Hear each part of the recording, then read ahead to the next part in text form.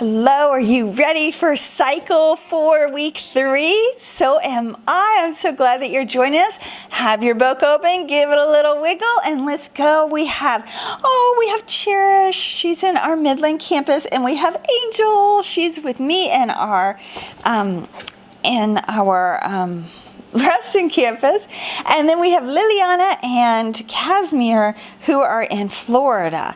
And it says, let's go to Bible and read along with me if you can. If you can't, or if you can, read it. And if you can't, just listen. Now I know the Lord saves his anointed. He will answer him from his holy heaven with the saving strength of his right hand. All right, so God protects us all the time. He's constantly protecting us. And so in this box, I want you to think of ways that God protects you, and I want you to draw a picture of it. So pause and draw. Beep. Are you back? Good job. Okay, no taxation without representation. The Navigational Acts of 1651, then the Currency Acts was a pretty tricky one. The Sugar and Molasses plus the Iron Act was classless, and the Currency Act, again, just wait it out. Good man. Then there's one for the stamps and the quartering, and the Declaratory Act made us sick of all the ordering. The Townsend Act and the Tea Act caused us to react, but the most awful one for sure was the Intolerable Act of 1774. Man, they are angry about taxes. All right, so let's talk about taxes. What is a tax?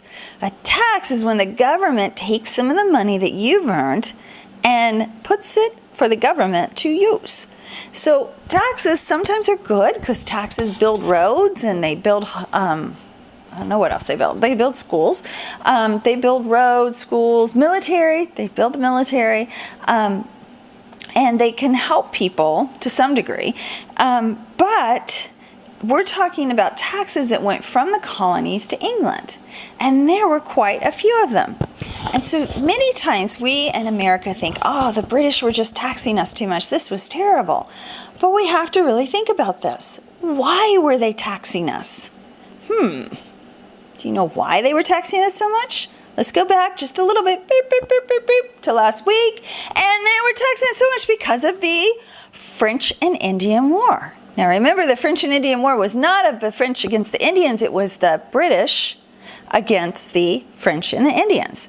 And what was happening was the colonists were taking up more and more land that had been historically used by the Indians and by the French, who were trappers. And the Indians and the French, or the Indians, were beginning to rebel. They were beginning to say, what are you doing? You're taking up the whole continent. You can't do this. You can't take our normal places to feed our families. So they were fighting back, and they were hurting the colonists terribly. And so the British sent in troops to take care of the colonists and to fight this battle. But it was very expensive for the British. These troops cost a lot of money, and they cost the British quite a bit. And so what the British were saying in all of these taxes was, we want you to help us pay for the war that we fought for you.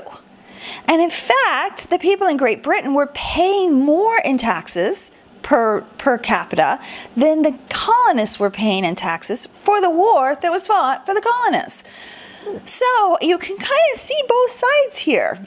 But it was these taxes that really led to the American Revolutionary War.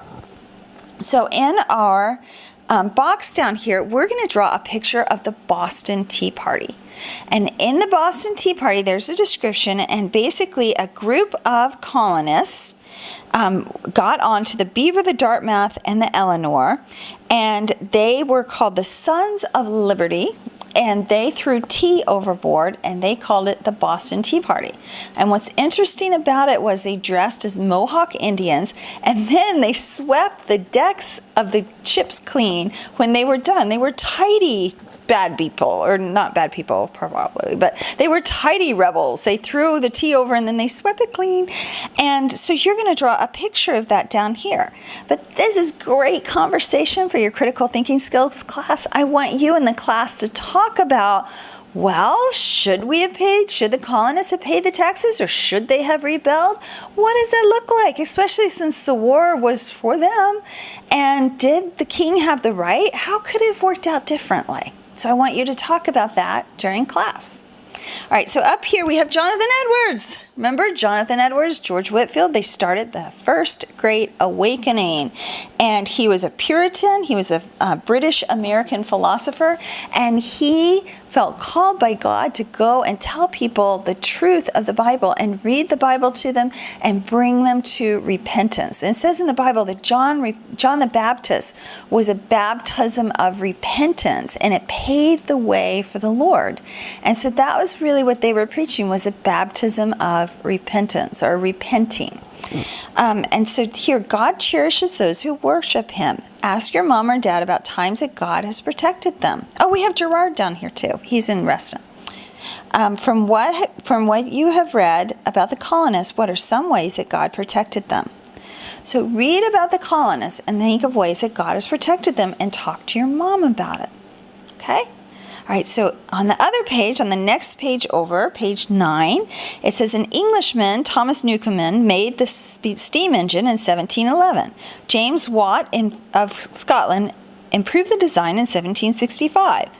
By the 1800s, Watt's steam engine lent them power to mills and factories, doing what takes a minute and an hour. So what would normally take an hour, they could do in a minute.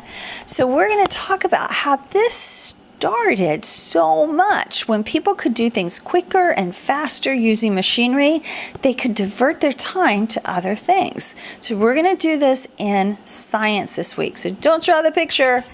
And then finally, we have April 19, 1775, British General Gage sent regiments of men to Lexington to capture Sam Adams and John Hancock. Now, do you remember here at the Boston Tea Party, do you know who was in charge of that? It was Sam Adams. And then we're going to talk about, in just a little bit, because this kind of all is happening about the same time period. So we haven't spoken about John Hancock yet, but he signed, he didn't write it, he signed the Declaration of Independence, but he signed it so big that he said that the king would be able to see it without his spectacles on. He'd be able to see it very clearly with no glasses on. And so General Gage sent troops to find these two men in particular because he wanted to squash them. He wanted to try them for treason. And that was when Paul Revere made his special ride where he went out, the British are coming, the British are coming. And so there are a couple of videos about that, and it's a really important ride. And it was really important that these two men were able to get away. So in critical thinking skills class this week, I want you guys to discuss what would have happened if they had been captured. Do you think that we would still be the United States of America, or do you think we would be still the colonies of Great Britain? Think about that in critical thinking skills class. And then what you're going to do is just do a little dot right here on North America to show where General Gage was trying to find the men. All right, so that's it with week 3. Wait for just a second. Go down to the timeline card so we can do timeline together. All right, I'll see you in a little bit.